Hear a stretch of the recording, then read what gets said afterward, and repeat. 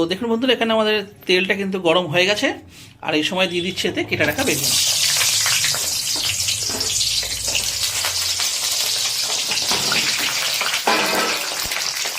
কি বন্ধুরা, সবাই ভালো আছেন তো? তো বন্ধুরা দেখুন, আজকে যে রেসিপিটা আমি আপনাদের সাথে শেয়ার করছি সেটা হচ্ছে এই জাস্ট ছোট্ট ছোট্ট বেগুন দিয়ে বানিয়ে নেব বেগুন বাহার। হ্যাঁ, এক্ষেত্রে আমাদের কাছে এই ঝাড়খণ্ডে এই ছোট ছোট বেগুনগুলো অ্যাভেলেবেল ছিল, তাই আমরা এটা দিয়েই তৈরি করেছি। স্বাদে কিন্তু কোনো রকম কোনো কম্প্রোমাইজ করিনি বা হয়নি। তো চলুন রেসিপিটা শেয়ার করি।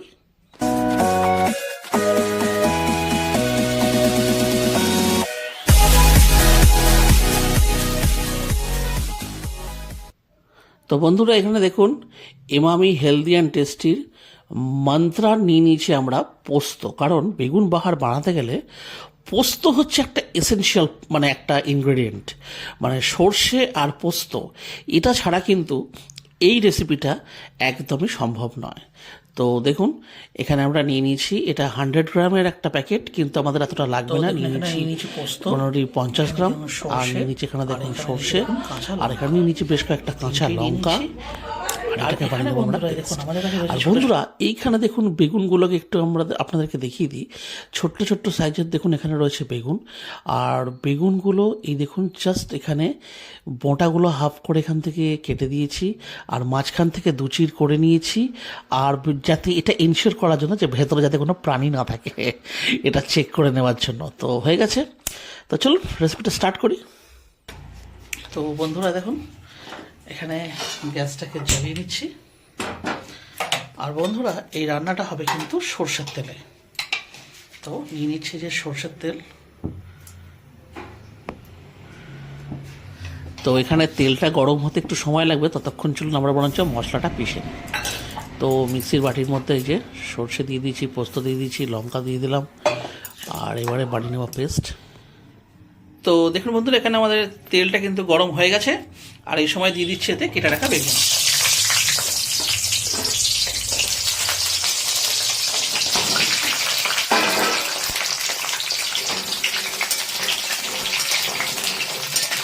গ্যাসের ফ্লেমটা কিন্তু বন্ধুরা হাই রাখতে হবে।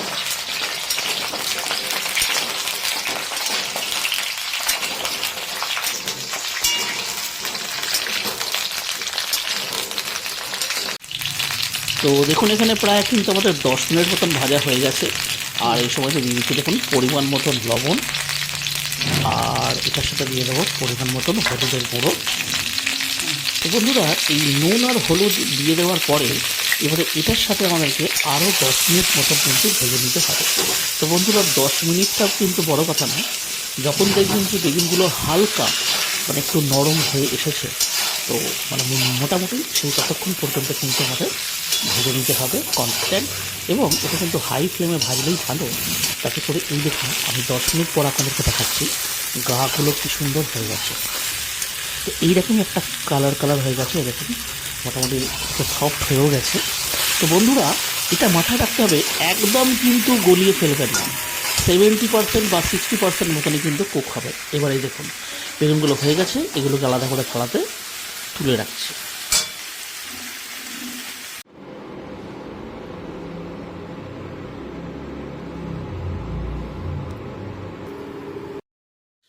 তো এখানে দেখুন নিয়ে নিচ্ছি আরেকটু তেল, আর এর মধ্যে দিয়ে দিচ্ছি কালো জিরে। শুধুমাত্র কালো জিরে দিলেই হবে। দিয়ে কালো জিরাটা জাস্ট 30 সেকেন্ড মতন একটুখানি যেই হয়ে যাবে, ভালো একটা সেন্ট বেরোবে থেকে, তখনই আমরা দিয়ে দেবো এই সর্ষে, পোস্ত আর কাঁচা লঙ্কার পেস্ট।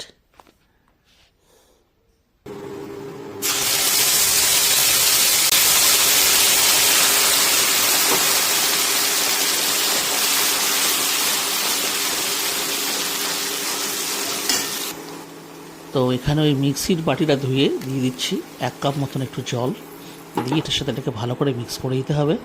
আর বন্ধুরা, এর সাথে দিয়ে দেবো এসেনশিয়াল যে মশলা, সেটা হচ্ছে নুন আর হলুদ পরিমাণ মতন। কারণ বেগুনে কিন্তু আমরা অলরেডি নুন আর হলুদ দিয়েই এটাকে ভেজেছিলাম। এটা শুধুমাত্র গ্রেভিটা রান্না করতে গেলে যেটুকু পরিমাণ নুন হলুদের প্রয়োজন শুধু সেইটুকুই দেবো।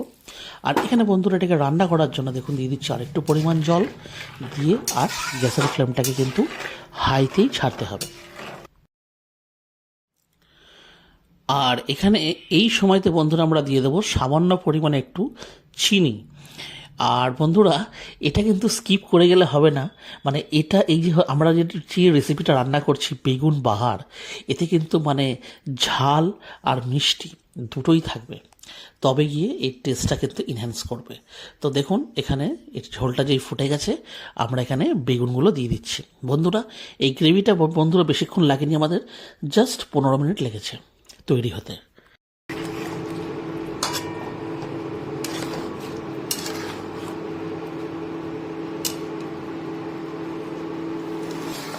তো দেখুন এখানে আমরা আপনাদেরকে আরও কিছুক্ষণ পর দেখাচ্ছি। এখানে বিশেষ কিছু করার নেই, যেহেতু গ্রেভিটা একটু গাঢ় গাঢ় হয়ে আসছে, সুতরাং তলার থেকে মাঝে মধ্যে এইভাবে একটু চালিয়ে নিতে হবে, আর ফ্লেমটাকে কিন্তু মিডিয়াম টু হাইতেই রাখতে হবে। আর এইভাবেই জাস্ট ধৈর্য ধরে, আর বেশিক্ষণ নয় 10 মিনিট হলেই এই দেখুন একদম গামাখা একটা ভাব হয়ে গেছে। আর এই সময়তে আপনারা নুন চিনিটা একটু টেস্ট করে নিতে পারেন। তবে বন্ধুরা এটার ব্যাপারে একটু বিশেষ একটা কথা ছিল, সেটা হচ্ছে আমাদের কিন্তু বিহার ঝাড়খণ্ডে, মানে যেহেতু আমি ঝাড়খণ্ডের মানে বাসিন্দা, এখানকার ব্যক্তিরা কিন্তু এই বেগুন এইভাবেই খায়, কিন্তু একটু টুইস্ট এক্সট্রা থাকে। সেটা হচ্ছে জানেন কি, সেটা হচ্ছে ওরা এটা পেঁয়াজ রসুন দিয়ে খায় আর পোস্ত ব্যবহার করে না। আমরা বাঙালি বলেই আমরা এতে পোস্তের ব্যবহার করি, কিন্তু এখানকার ব্যক্তিরা এটা পেঁয়াজ রসুন দিয়ে খায়। তো দেখুন এখানে আমি গ্যাসের ফ্লেমটা অফ করে দিলাম, আর আমাদের বেগুন বাহার কিন্তু একদম রেডি। এটা গরম ভাতে হোক বা রুটিতে হোক জাস্ট জমে যাবে।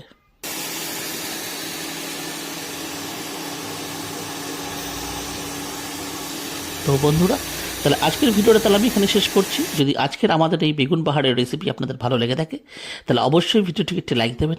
চ্যানেলে যদি কোনো নতুন বন্ধু এসে থাকেন, তাহলে অবশ্যই চ্যানেলটিকে সাবস্ক্রাইব করে আমাদের পাশে থাকবেন। তাহলে আবার দেখা হচ্ছে অন্য কোনো ভিডিওতে অন্য কোনো রেসিপির সাথে। ততদিন পর্যন্ত কিন্তু নিশ্চয়ই ভালো থাকবেন। টাটা। ভাল লাগে হাঁটতে তোর হাত ধরে